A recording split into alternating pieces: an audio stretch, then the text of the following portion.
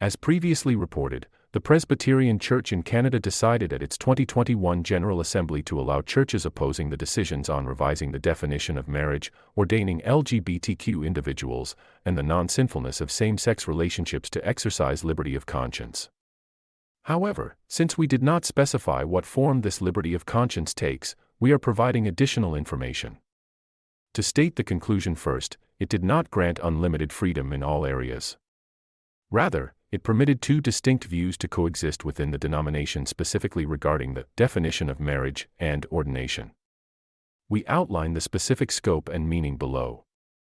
The core scope where freedom of conscience applies is as follows. First, regarding the two views on marriage passed by the denomination, churches and ministers who oppose these views have been granted the right to uphold their own religious conscience on the following matters.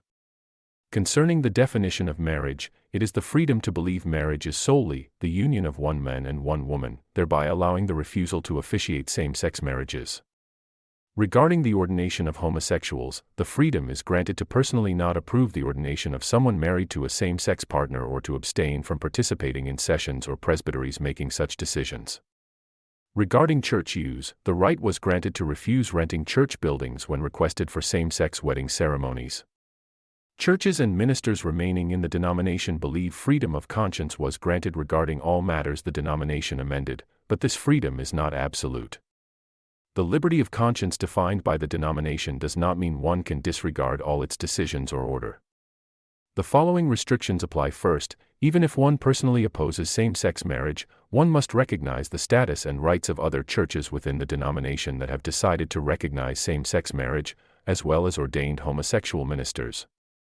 Second, because the denomination amended its constitution to recognize both views, while one may believe same-sex marriage is wrong, one must still recognize presbyteries that affirm same-sex marriage. Refusing to recognize such churches and the denomination is considered a rejection of denominational order. While individuals are not compelled to vote against their conscience in the ordination or appointment of homosexuals, they must still comply with the denomination's overall decisions, such as administrative directives regarding the ordination of homosexuals. In summary, this measure grants the right to disagree based on personal conviction, not the right to nullify or disregard the denomination's new laws. While it is guaranteed that one can state, "I cannot approve of same-sex marriage based on my biblical interpretation, so our church will not officiate same-sex marriages," it is now structurally impossible to legally prevent another church within the same presbytery from calling a pastor who is homosexual. Consequently, remaining within the denomination to fight is in effect an impossible condition under the denomination's laws. The next content will address specific regulations not covered in detail during the revision of the denominational law.